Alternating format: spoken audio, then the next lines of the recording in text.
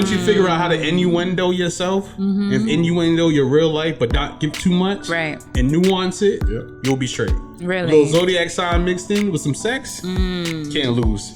Can't lose. Interesting. You know who blew up off of zodiac sign memes? Justin LeBoy. Justin LeBoy, yeah. Oh my God.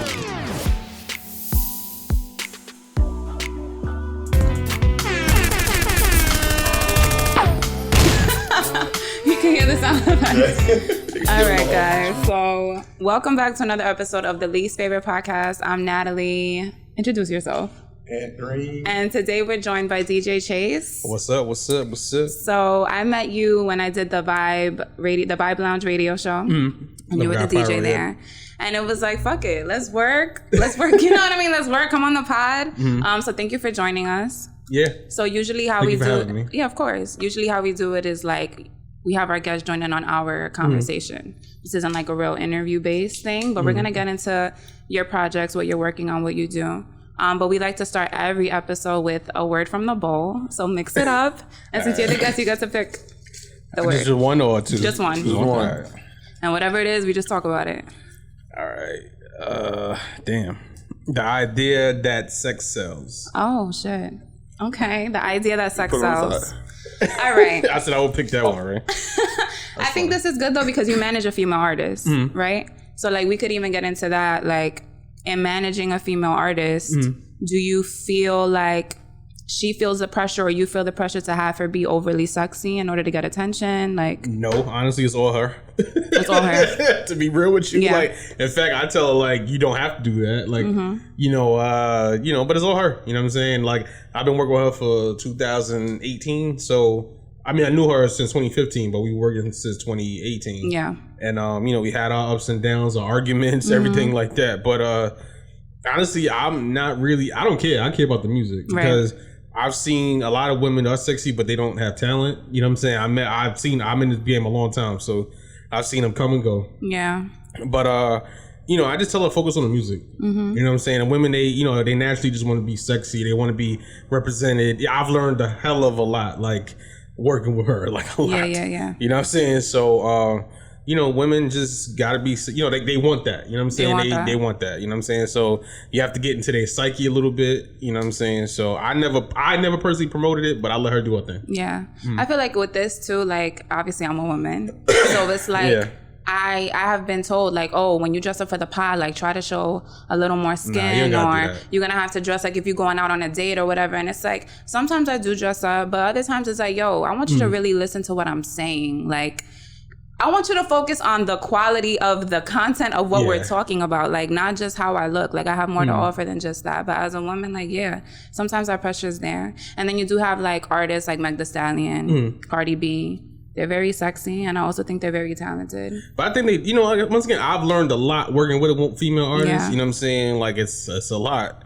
You know, you have to be prepared for it, you know. But I think overall, as a consumer, well, for one, as a producer, as this quality, you still have to focus on the quality. So, you know, if she's writing her own rhymes and stuff like that, my job is, even in production, I don't really tell her what production to pick. I'll be like, listen, here's the pack, take what you want and just do what you want. Like, even she tells me to be more sexy. You feel me? Like, I'd be like, I'll be in my house. You know what I mean? Like, you know what I'm saying? But I'd be like, oh yeah, that's a good question though. Like, do y'all feel pressure to be sexy as men? Hell yeah, you got to do it for the ladies. Huh? But is it more sexy or flashy? Sexy. Okay. Longevity is sexy. Flashy is trendy. I think a difference though, a man's sexiness is confidence. Yeah, confidence. Yeah. Like, I want to say confident. Yeah. I think sex sells a little bit because even with this, when we come up with clips and reels and stuff, try to get little topics that may have like sex. I don't need to show your body, but like maybe we're talking about something. Talking about related. Sex, yeah, for sure. I cheat with the one. We get a lot of views. I think my most viewed. One of my most views, authentic views, was when I had a dominatrix on and a sex therapist. All the topics were sex. And we had like so many because people are interested in that. They want to hear about it. Sex sells. That's it. Yeah. But it wasn't like, I don't want to say like, we weren't like. It wasn't just not tasteful, you know what I mean? Right. It was a good conversation about sex. It wasn't unhealthy where it's like, we're doing fucking porn. Yeah. You know what I mean? So. Yeah, good clean sex can be. Can I tell you a little secret? Yeah. My first introduction and my internship at Sirius, I had to use a dildo on a porn star on air. No way. I never told that story. Get the fuck out of here.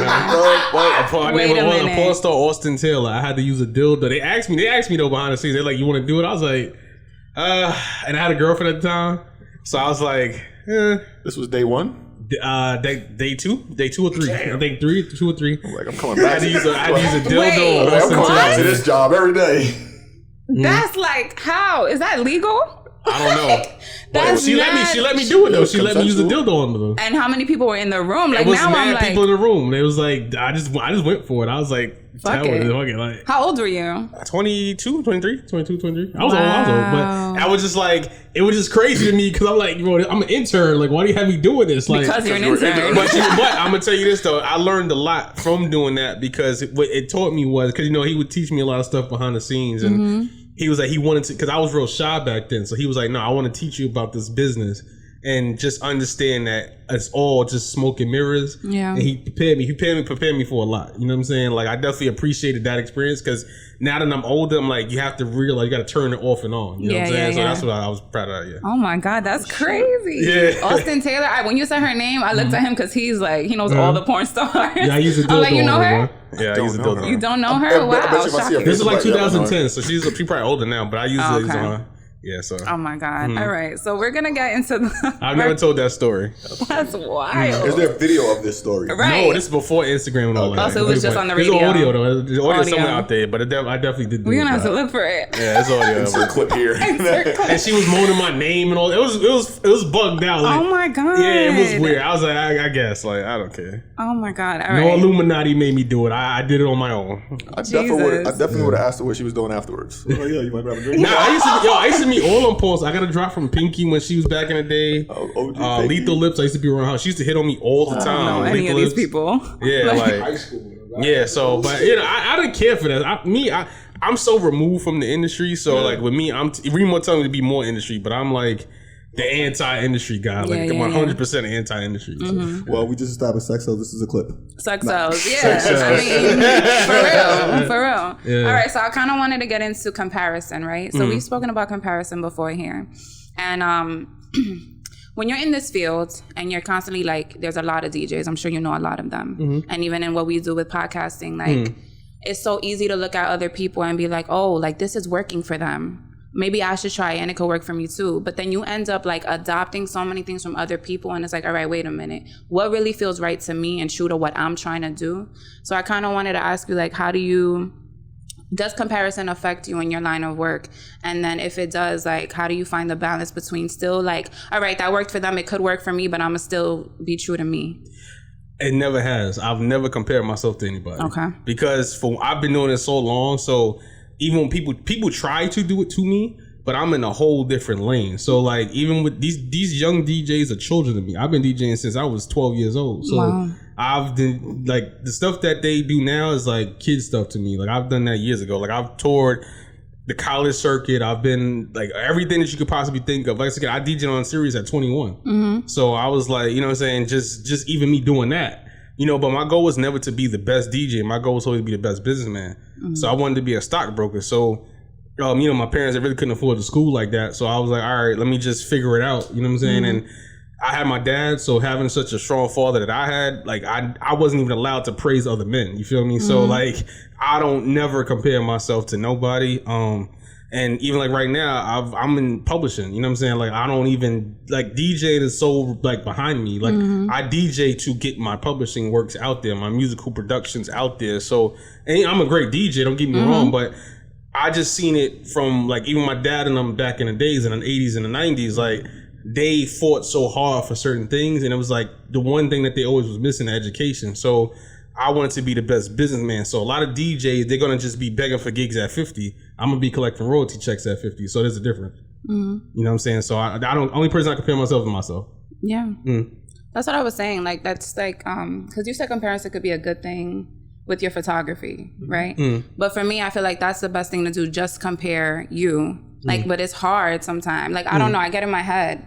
It's compare for inspiration, though. Yeah. You know, it's compare for ideas. It's not compared to make yourself feel down. You know what I'm saying? Like, like you said, you didn't want to be the best DJ. Yeah, I of course you have it, but I've never, because once again, I know so much behind the scenes, and a lot of these guys, and Remo will tell you, they'll come to me for stuff.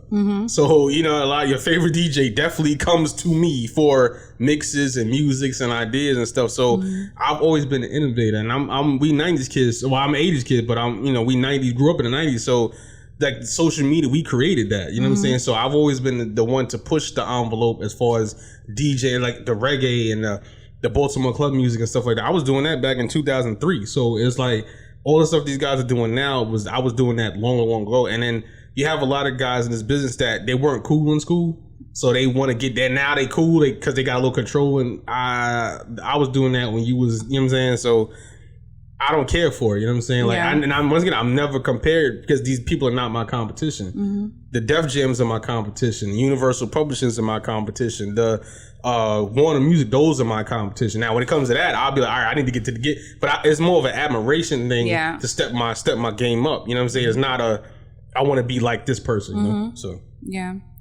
Also with comparing, we were also talking about like how you can compare. Some people compare their struggle to someone else and be like, well, I had to work harder. I had to do more. Like you didn't come from where I came from. You didn't have to do the things that I did. And then you end up like diminishing other people's experiences and points of view. I wanted you to talk about that example you gave with Ben Simmons. What was the example that you gave? Oh fuck! I completely forgot about. Oh my lord! Because he was on JJ. No, he was on JJ Redick's podcast, and he was just talking about his like struggles over the past couple years, and like how he was just going through things, and how people that are not famous or not in the NBA like to compare themselves to him or other famous people. It's like, yo, I think Benny was talking about this on the interview. He's like, yo, if I got paid $1 million to play basketball, like my life would be easy. And then he's saying, it's like, yo, why are you comparing yourself to someone's? You don't know what his struggles are. He has his own struggles that he's dealing with in the league or as a famous DJ or something. As someone that doesn't have it, you can't compare yourself to. That's kind of where he was going with that. I totally agree with that because it's like even me, like I've lost my mom this year. Like I've been through it. You know what I'm saying? Like every year for like 10 years, I lost a family member. So it's like. I've been to more funerals than I can count. You feel me? So it's like, even me, the day to day, because I'm a numb to a lot of stuff too. So like when people make excuses to me, I try not to do it. But it's like even just I know what it takes to win. I do it from a space of okay. Even when I worked at Sirius, I was dead homeless and broke, and I was in Bronx Community College, and I made it happen. Like I was sitting in my ex-girlfriend's room.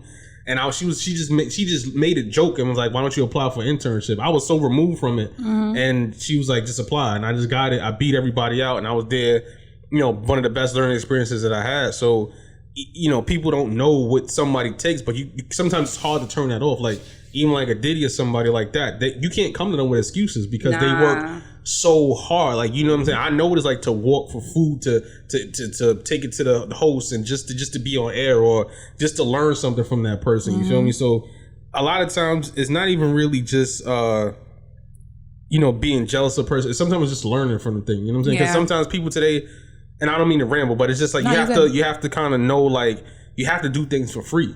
And this society is so entitled. Like they have this nasty work ethic entitlement. You have to work. Nobody's gonna get like I would look crazy sitting here and saying, yo, Remo, come do this interview for me. Yo, Remo, come DJ for me. You know how crazy that looks? You know what I'm saying? Or I'm not on time and I expect to get $1 million. No, you gotta work for that. Like, you know what I'm saying? So that's where that comes from, you know? I agree. Work for free opens other opportunities for you. Yeah, I think people like, because I guess into something else I wanted to touch on, like having realistic role models, right? Like you look at certain people who have it and you think, oh, they got that mad easy. Like they didn't have to work, they didn't have to do it. Like I could do the same thing. And it's like, first of all, you don't even know what it really took. You don't know those people personally. You don't know what it really took for them to get to where they're at.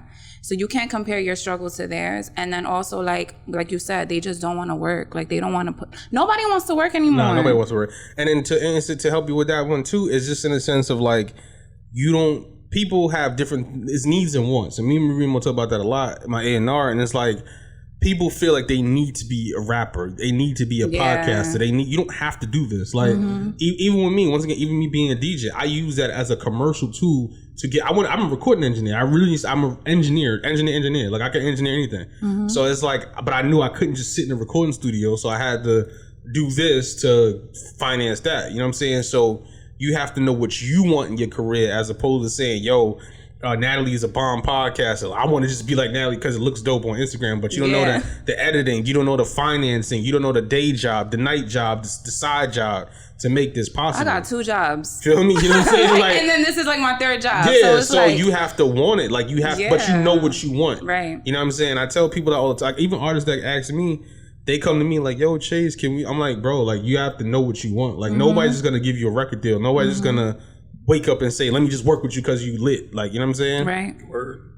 Yeah. Because they see the finished product. Yeah. They don't see the hard work. They don't see the hard work behind it. They don't see the hard work. And it's just like, it'd be frustrating. But also, people don't realize that every overnight success took probably like 10, 20 years to get to that moment that blew them up. Yeah. They didn't just blow up randomly. They Yeah, just you wake gotta up be one day consistent. they were working hard behind the scenes to get there. People just think everything is like all like glamorous and happy, and we all just like, I don't know, like yes, of course we have fun, we sit back here, we laughing and everything, but this is work. And sometimes it's not always fun. And sometimes there's a lot of arguing behind the scenes. There's a lot of like, I want it this way, no, but we should do it this way. There's a lot of back and forth. So I just feel like, I don't know. People think they're just gonna like reach a certain level of success and just be super happy. Like, once I get this, I'm gonna be good. How many people would give up their living room to create a podcast? He done gave up his whole living room. And also too, I even speak about financial, right? Even when people talk about financial situations and financial sacrifice, you could get $1 million, but you have a lot of bills. You know what I'm saying? Like, even me, I could literally say I've probably made a decent amount of money doing music. You always have bills, so you have to. You have to pay business taxes. You have to pay your compliance. You have to pay your registered agent. You have to pay your travel. You have to pay for clothes. And that $1 million will be gone. That $1 million will be gone. You know what I'm saying? So people think it's but people have what they want. You know what I'm saying? That's what I said. That's the purpose of me saying that. Like, you have to know what you want. You know what I'm saying? Like, with me, I'm very dedicated because I knew what I wanted. Right. You know? Yeah. Oh man. Guy said he don't like interviews. He over here. Where are you going? Nah, you doing great. Hold on, some gunshots. Nah, you killing it. All right, so now we're gonna get into the deep stuff. All right. Right. All right. So on this podcast, we talk a lot about mental health, and you shared with me that you used to suffer from bipolar disorder. Yeah, a little bit. It was like now it's schizoaffective disorder. They lowered it, but they changed the name. Yeah, it's no. Oh, it's like a different. It's just bipolar is like a real issue. Right. They kept misdiagnosing me, so it's just depression and stuff. Okay. So I wanted to know, like, what led to you, like, I guess, being diagnosed or being like looking for help. Like, how did you know something was wrong? Or it was it's simple. I was young and I was under like a lot of stress, and the situation wasn't healthy for me, and I was just staying up late and just not taking care of myself, and then just one day it just triggered. So I was like, all right, the doctor's like, you got to take better, you got to sleep, you got to do this, you got to do that. So I was having a slew of family problems, and like this was 2010.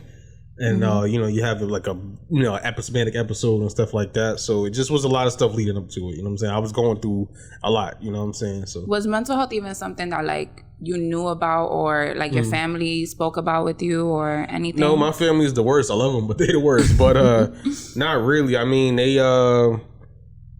they probably it's hard to say, unfortunately in black households it's not discussed enough. Yeah. You're told to get over it. So it's like, you know what I'm saying? Or just pray to God, like you'll be good. But it takes a lot more than that. It takes healing. It takes community. It takes, you know what I'm saying? And like I said, I went through so much at that time, you know what I'm saying? So it was for me, it was inevitable. You know what I'm saying? Some people, it's probably a little bit more avoidable, but for me, in my case, it was just like, I just had to shut down. You feel me? Like I was DJing crazy. I was just, like I said, I was homeless. I was just like renting a room, and it just was a lot of issues going on. So for me, it was tough, So like you isolated yourself, shut down. So obviously did it affect your relationships though? Like, do you consider like like for me, I always say like I'm probably more functional even when I'm sad. Like I'll still like push through and just like try to mask whatever I'm feeling and just go to work still. I'll still put a smile on my face and act like everything's okay. Or for you, was it more like people knew something was wrong? Nah, people knew, like, you know, because it would show, like, because me, I'm really introverted, so yeah, I am good at not hiding stuff, but I'm just to myself. Yeah. And I was like, I grew up an only child. I have two younger brothers, but I grew up an only child, so with me, I can retreat really fast. So like when people, I'm like, all right, I'm out. Yeah. You know what I'm saying? I like being by myself, so you know, it's tough. You know what I'm saying? It's tough because sometimes, you know, you cannot realize the triggers, you know what I'm saying? And sometimes that's a lot of it is the triggering part of it is the stress part. So sometimes you have to know to take like 2 steps back. Even if like right now, like this year, I try not to overwork. I try to, you know, pray more and just focus on that and eat right. And just, you know, like I said, general just health, you know what I'm saying? Because I didn't have issues growing up. Like I was a spoiled nerd kid, so I didn't have those issues growing up. So, but you know, my mom was just going through a lot, so it was like, you know, me dealing with that. So, Did you seek therapy at all or no? I'm an advocate for therapy. Oh my God, me too. I'm in therapy. Are you in therapy right now? No, I need to, but I've been going hard, but you know, but I still do other stuff though. But because I was gonna say, you know, there's a stigma in our community. Like, nah, go to therapy because it'll change your perspective. Because what therapy is dope is maybe you know this because you go, but they teach you how to deal with they don't make you crazy. Everybody else is crazy, so they be like, listen, don't deal with that person. Exactly, and I think that's the thing. Like people feel like, oh, if I go to a therapist, it's because I'm crazy, and she's gonna tell me I'm crazy, and they're gonna give me meds, and it's like, no, that's not how that works. Like that's not how it works at all. Yeah, so it's an unwritten rule that we have. People go to therapy. They tell you you're the crazy one. Yeah. So like unless you're like clearly like they know how to diagnose if you're like clearly narcissistic or you clearly have a personality disorder. But other than that, they'll just be like, all right, if this is triggering you, stop fucking with that person. They don't. Yeah, it's not what people think. It's not like they'll say, "Oh, you crazy." It has nothing to do with that. I think Black men should definitely go because we deal with so much trauma and so much stuff. And I tell people all the time, it's like, passed down. I think the lines are getting blurred. Like, you know what I'm saying? No disrespect to my Latino family, but I can't take this off. You feel me? So it's like racism is a skin issue, not a cultural issue, not a language issue. It's a skin color issue. So we deal with so much. Just wearing the skin. My fault. Wearing the skin as a badge of honor. You feel me? So I think Black men definitely should go. It tried to. You know what I'm saying? At least try to. Yeah, I agree. Yeah. All right, let's just do a little. Oh no, we're not gonna do transition because this is the same thing. So I wanted to ask you because I heard a clip. I think I heard a clip of you on your page and you were like giving advice or like what advice would you give to someone in the industry who may be experiencing like issues with their mental health? Don't take it so personal. Don't take it, take it for face value. And once again, like you said, the comparison, do not compare yourself to nobody. To take care of you first, to be the team of you. You know what I'm saying? I know this society is very with this group willpower nonsense, but you can't will your way to health. You can't will your way to, mental health. You can't will your way to success. So you have to be the complete package. Even right now, I'm like fasting, trying to get this weight off, or you know what I'm saying, different stuff like that. So it's like, all right, you just assess yourself. You know what I'm saying? The best way to protect your mental health is always self-evaluation, accountability. And a lot of times people don't let the ego, the inflamed ego from social media get into your head where it puts you in a place where it puts you over the line where ego can't bring you back from. You know what I'm saying? So you have to take care of yourself. Yeah. I wanted to talk about business. So I want you to tell me more about first let's talk about the artist that you manage. Is she the only one right now? Or you have other artists? I know it's crazy. I really don't manage. I'm just like co-manage. I'm just happy to be good at it. So I'm really kind of co-managing. How did you discover her? Molly is dope. I had her, my friend Chris Briss. And my other friend John, we were I was working with John, and she was just always around. And then I was just like, we had a song, and he was like, I want Molly on the song, So she was on the song, but then I didn't make beats at the time, so she when I started making beats, I would just send her like random beats to just any rappers that I knew. My beats was in the beginning was just terrible. So this is like 2008 because I was an engineer, so my mind to make beats was totally different. So she just rapped on a beat, and then we were just I had a studio in my house. I'm like, all right, and the rest is just history from there. Like it just happened so fast. So I was like, all right, because I didn't want a female artist at first because I just knew it was a lot of work. What do you mean? Like, what kind of work? Like, what goes into it? Like, what's the difference between a female artist and if it was like a male artist? A lot. I guess I'm gonna say it's just men. Honestly, you know what? Female artists are easier to work with. Mm-hmm. It's just a lot to work with. Okay. If that makes any sense. Male artists, they have this. Can I curse? Yeah, of course. Okay, so male artists, you have a dick measuring contest with them all the time. Oh my goodness! And it's annoying. So it's like, all right, bro. How many hit records do you have? How many records? How many records have you sold? Mm-hmm. And with female, they'll listen, but they're gonna do it their way. Yeah. So if that makes any sense, that's true. So it's like, you got to kind of deal with that and relationships and all types of stuff. So women artists are actually better, but it's just more to deal with. Okay. Yeah, I like working with women artists though. Yeah. It's like it always comes down to men's dick. What is that about? Yeah. Like what is that about? It's always an issue with the dudes. It's always an ego. I'm like, bro, I'm like, how many records have you sold? Like, you like making $1 on one stream is not gonna put money. Like, they're not gonna pay my car note. Like, you know what I'm saying? So I'll be trying to give direction, and they just don't take heed to it. Or once again, it's always a with me. Back to the competition. You're not my competition. You're a rapper. I'm not in competition with you. So, but to her compliment, like I said, women rappers are way more, and also too, just a little side note, women are better songwriters than men. Really? Way better. What about it? Like, I don't know. Women can get emotional in songs than that men. They can emotional, but they can get more artistic into the song than a man can. Oh, okay. More intuitive. Yeah. More intuitive. Okay. Where do you see like this relationship going with her or like her career? Like, what are some things that you want to do? Right now it's up to her. You know what I'm saying? Once again, I can't force somebody to work. I can't force somebody to do, not to compare themselves.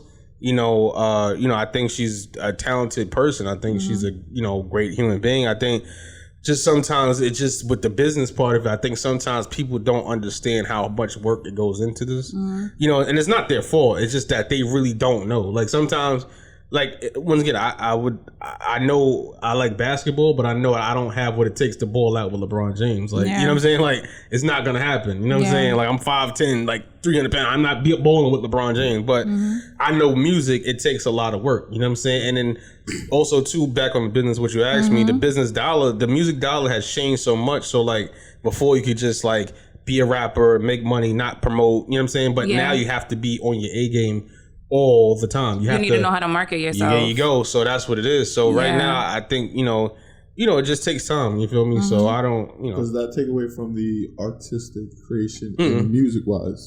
Makes it better.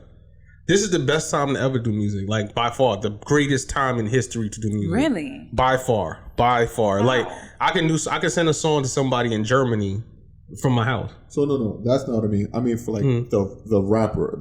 It doesn't. Because they take time. They have to take time away from their pen. Because you'll get so many ideas. Like even me, like I started like recording my own music just to mess with it, just have fun. It's more like just like fun music that I just make. But you draw so much different inspiration. Like the reason why the '90s music was so dope was because you knew about Yonkers, you knew about the 911. You know what I'm saying? You knew about it, but it was never. The ideas were not abroad from that. Now you can reach people, you can FaceTime people, you can get ideas, it's so much frequency to that, so you can be way more creative now, by far. Let's see, what's like the short-term plan with her? Is it like hopefully get like a single, create an EP, an album? The short term. I put it this way: the album is halfway done. So the album is halfway done. So I'm just waiting for her to get her life, and we'll figure that out. Yeah. So right now I do have other singles though. I have my guy King Preto I'm working with. He's from Harlem.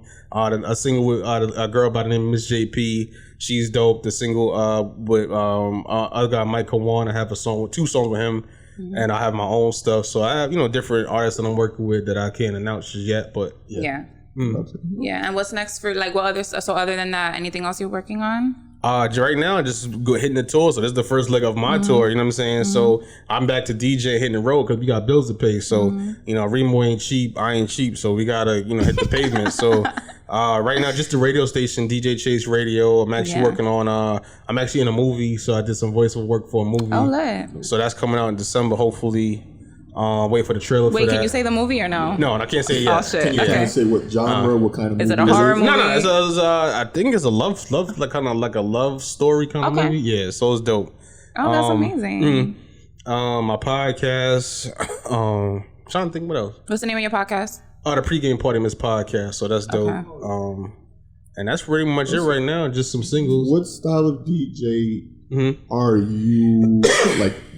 Are you like radio DJ, club DJ, mixtape? Like what kind of style? Definitely not a club DJ. I hate clubs, but I would say more of a radio DJ. I guess more. I'd say radio DJ. And with the marketing, right? Because you had said something that I was like, oh, I want him to talk about it more. You said something about tapping into your micro audience. Yeah. Explain that, please. Got you. All right. So, and I went to school for business, but I've always, like, once again, I tell you, I'm always wanted to be a stockbroker. So I applied corporate business strategies to music. So a lot of it's people starting to do it now. Like even with Kanye, he's talking about business to consumer. Remo, I tell you, I've been talking about that for like 5 years. So, I've always talked about it, but it's just like, back to what you asked me about what we're working on. And, you can tap into an audience now that you can never, ever, ever do. Like, I come from the days of having to print out mixtapes on a CD burner, go to 42nd Street and hand out mixtapes in a freezing cold. So to me, when people come to me, like I really don't want to hear it. Like I don't like, bro. I used to be on, like, when I used to go, I went to school in SUNY Oswego. So we used to be up there, I had a CD sale. Like people like bugging. I'm like, yo, you don't understand. Like, just trust me. And I had a CD sale. We had the radio station. So now with the internet, I can FaceTime anybody in Africa. I can FaceTime people in Switzerland. I got an artist I'm working with in Ukraine. He be telling me all the stuff about the war. Like, I just work a kid named Little Squiddy. I talk to him every single day. I talk to him on the phone. So, your micro audiences, you can captivate anything that you want. Like, I'm big on like outdoors and ATVs and stuff like that. That's why I always wear this. Like, I was the first one wearing this, and people started wearing it. I'm like, what are you doing? So you can niche your audience. So basically, like, if you're into zodiac signs, you can sell literally to that audience, like directly. Like, so say you're the distributor, right? I just need you to put it in the store, but I don't have to go through you to create the product development for that. I can be my own product manager to my own niche, like straight to that person. So that's what I was like more or less discussing. But it's, once again, with the internet and TikTok and Instagram and stuff like that, it's so easy to do it now. Like, you have no choice but to market yourself. I'd be overwhelmed. Nah, it's easy. You're overwhelmed because you're trying to hit everybody. Probably. So it's like, where should I start? Like, I'm really asking you for me. It's like not niching down. Like, remember I was telling you when I started posting TikToks, I just started like trying to get the Bronx. Yeah. Just like, hone into like at least an area. Instead of New York, let's focus on the Bronx. Let's just right here. Okay, so all right. So like, where should I start? All right. So what do you like? I like reading. Okay, that's a niche right there. What kind of books you like? I like psychological thrillers. Okay. Or like self-help books. Okay, perfect. So you like Deepak, you like The 7 Habits, you like Napoleon Hill, stuff like that. Okay, so now, where do those people buy it from? Barnes & Noble or Amazon. Okay. Where do they buy it from? What do you mean? That's what I'm saying. So okay, so what micro, the audience is basically like this, right?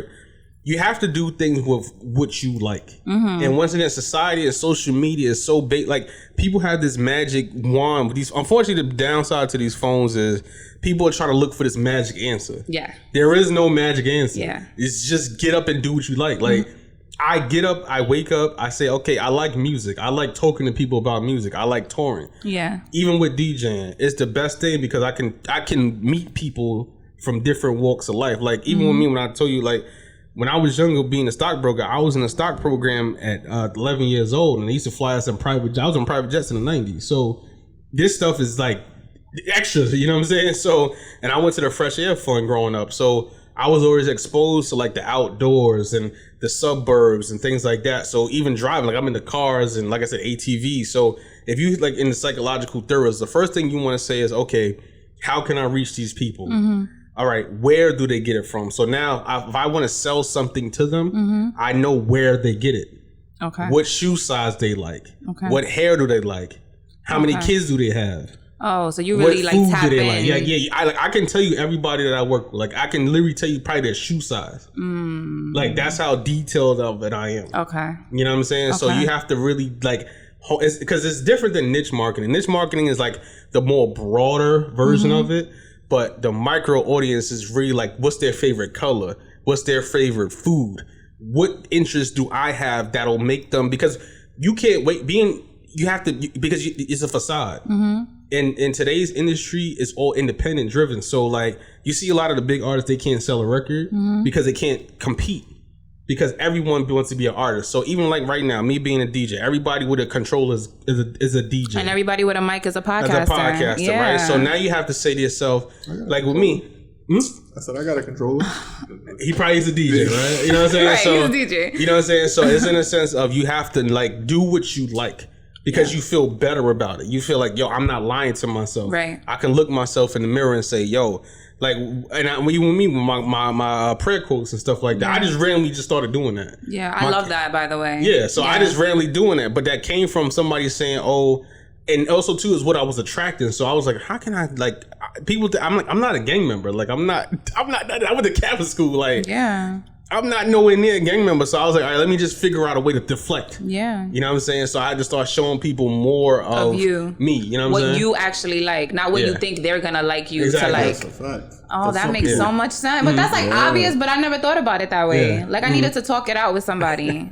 Nah, but you know what it is? And I was telling Remo this, he laughed. So I said, this society favors the user instead of the dealer. You know what I'm saying? And it's not necessarily a drug related correlation. It's more of a, once again, in a casino, you have the dealer and you have the user. Yeah. And it's just food. You have the dealer and you have the user. So that's how sales and business work. So it's all about the transaction. You have to like create the transaction for yourself. So you say, yo, I have the least favorite podcast. Okay.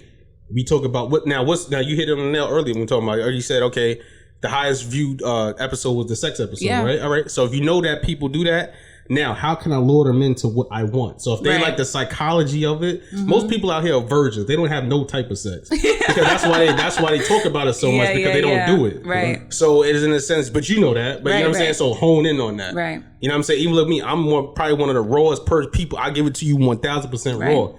So you have to kind of figure that out, you know? That makes so much sense. Oh my God. Hold on. Yes. I needed that though. But you know what it is too? Like when it's time for me to put myself out there on social media, I feel like I freeze because I'm so caught up in like, oh, well, how are people going to take this or receive this? Like, I don't want to be looked at this way. Put it out. I just be like, I get in my head and then I'm like, fuck it. Put the phone down. I'm not even going to do it. Nah, you always got to remember this too. What marketing is about the marketing mix, right? So the basic marketing is deeper than that, but because there's marketing, there's advertising. So people don't understand advertising is different than marketing. Marketing is the monetary a mix of how to make the money. Advertising is McDonald's has this for $9.99. That's advertising. Marketing is the idea of why is this $9.99? Why is this $1.99? Right. What colors am I going to use? What emblem am I going to use? So you have to think like that. So, you know, even be a character. Remember, entertainment, you could be whatever you want. Yeah. You know what I'm saying? So it just has to be, even like with the like me per se being a black man, I didn't want people to think certain things of me. So that's why you never see me like with guns and stuff like that or promoting that and stuff like that. I mean, I do go to the gun range, but you're not going to see me flashing guns and drugs and stuff. Yeah, you're not going to see that. Like, because I have to represent my culture. I have to represent the businessman that I wanted to be. So once you realize, yo, I'm in, you know, how many people, there's more people like us than there's people like Nicki Minaj. So always remember that. So always remember that people, they might not get you right away. You might not go viral right away. Like even my cat videos get more views, have paid my bills for the last 2 months. You know what I'm saying? So wait, pause. Cat videos? Cat videos. Yo, cat videos on the internet? Like crazy. What kind of cat? Like just cat like videos. A regular cat. Like a cat. Do you have a cat? Yes, I have a cat that I love. And you recorded videos of your cat? No, I post other people's cats. Where, on YouTube? On Instagram. On Instagram. Yeah. What the fuck? Yeah, I'll show you right now. Cat videos probably made the internet. Hold on. Get the fuck out of here. I'm not making this up. Cat videos are like wait, how did it pay you? What? I'm not making this up. Yeah, cat videos. Cat memes? This cat video yesterday. This one. We're gonna insert it into the episode. This cat video. I'm gonna show you this, right? I'll show you. Just send it to me. All right, hold on. Let me see the stats. I'll just screen record it. No, yeah, it's fine. However we watch it, it's fine. He'll put it in. Yeah. I got you. Pause. This cat video from yesterday is at 1,300 views and has 57 shares on it. Just one cat video. What? Mm-hmm. And that's not even my big what cat is that? video. Oh, that's Instagram, you said, right? Yeah, Instagram. Cat videos. Yeah, cats. We're going to have to start putting little cat videos in our reels. I'm giving you free gems here. Yeah, go ahead. Talk about it. Free cat videos. All right. So, like you said, with psychological thrillers, right? Right. So, I'm a jokester. I've been posting comedy memes for years. Like, literally years. Because I'm a huge jokester. Like, I'm the anti-Instagram social person. Like, I'm a Cancer through and through. My birthday, I'm a Cancer too. My birthday is July 1st, 1987. I am the OD star Cancer. I hate Cancer buddies. Yeah. You see what I'm saying? So I totally hate. Even zodiac signs, I don't believe in it. I so do. When people get like, I be on it. But let me tell you, when I start, but let me tell you. People, my biggest cat video, I put some about sex. So I put it innuendos, right? So I'm gonna give you a little free gem. Innuendos are where it's at. Once you figure out how to innuendo yourself and innuendo your real life, but not give too much, right? And nuance it, you'll be straight. Really, a little zodiac sign mixed in with some sex, can't lose. Can't lose. Interesting. You know who blew up off of zodiac sign memes? Justin LeBoy. LeBoy, yeah. Oh my God, yeah.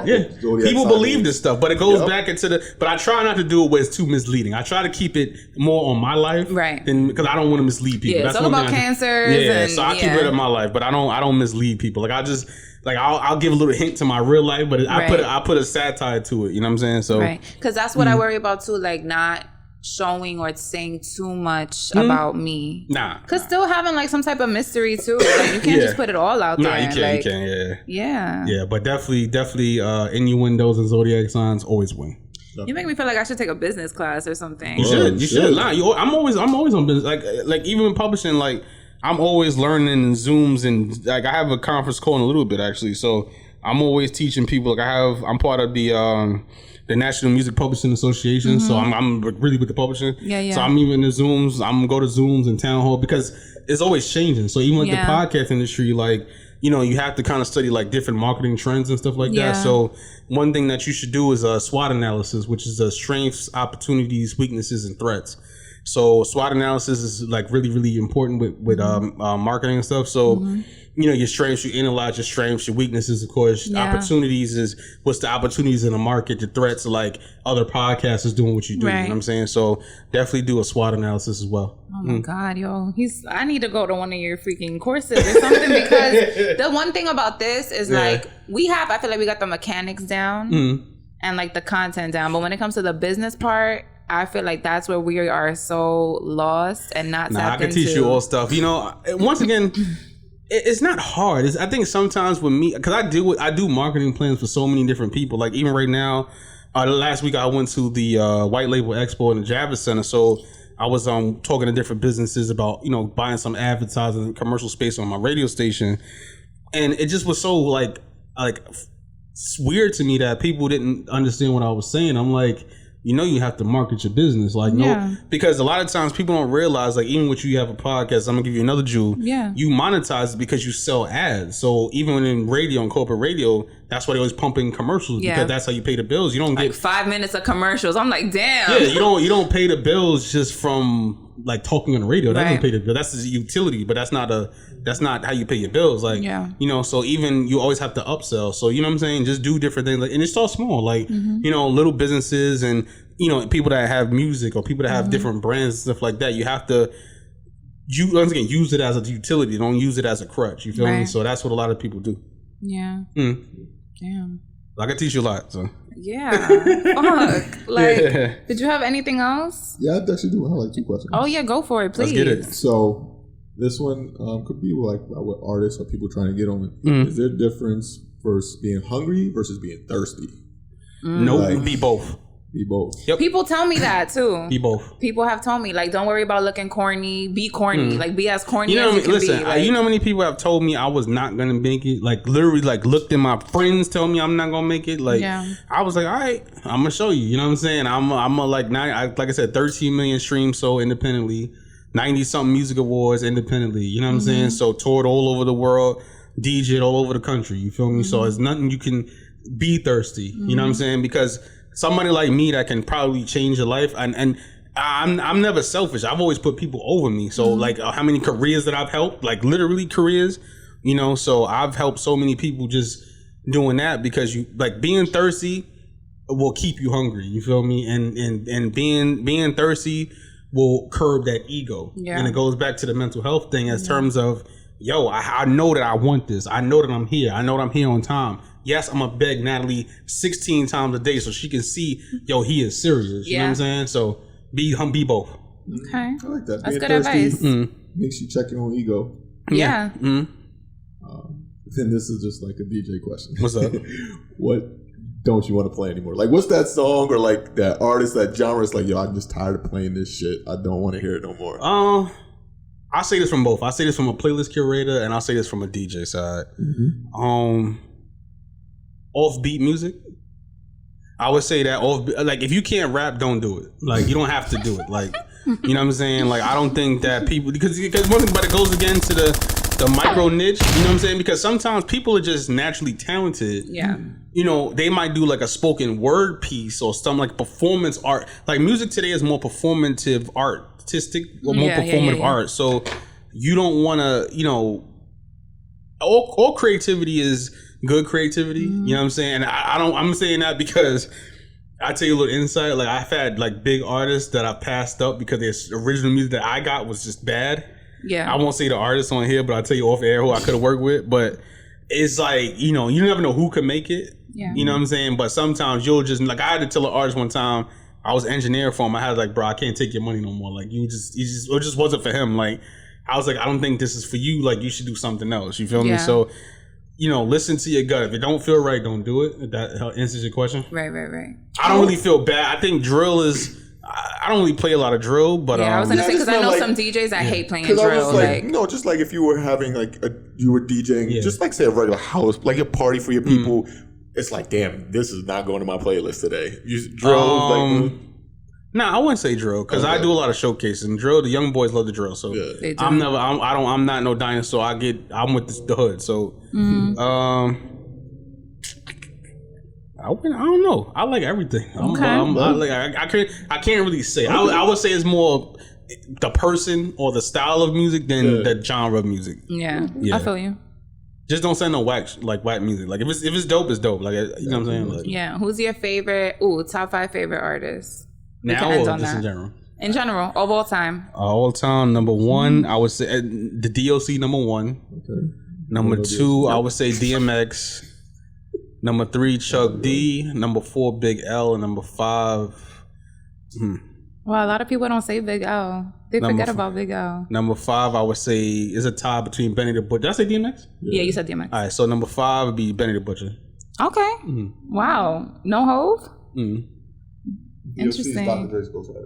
Oh, okay. Got it. No. Hove is there. He's just not my personal top I know. 5. Everybody always says Hove, though. Hove always be like number 1 on somebody's because list. When me and A&R Remo, we was having a discussion. I said, people are marketed to people. Jay-Z is the best. Right. Like, but it's always the best between him and LL Cool J for me. So I was like, all right, I just won't mention it because I always get debate between them two. But my personal favorites who I could just listen to would be like Wiz Khalifa, Benny the Butcher, and the DMX and that. That's what I like. Okay. Yeah. Nice. And Outkast as a group. Oh, yeah, of course. Yeah. All right, well, that's all we got for the episode. So thank you for coming. Yeah, thank you for having me. And blessed praises to you. You did great, by the way. You spit some gems, like for real. Yeah. I was prepared. First stop on the tour. Yeah, the Tri-State Minds tour. Me and Remo Maroc. So we got Sunday I'll be in Brooklyn. And then I got a couple stuff coming up in November and December. So, hopefully more dates. And once again, being independent and knowing what you want, I don't have to ask nobody for nothing. I make my own dates, and that's that. So And we can talk business off air. Oh, of course. Now we're going to have to because damn. All right. Well, thank you guys. Like always, like, share, comment, subscribe. We'll have all the info, everything he spoke about in the episode description. And cat videos. And the cat videos. Say cat videos. And we will see you next week. Bye, guys. Yeah.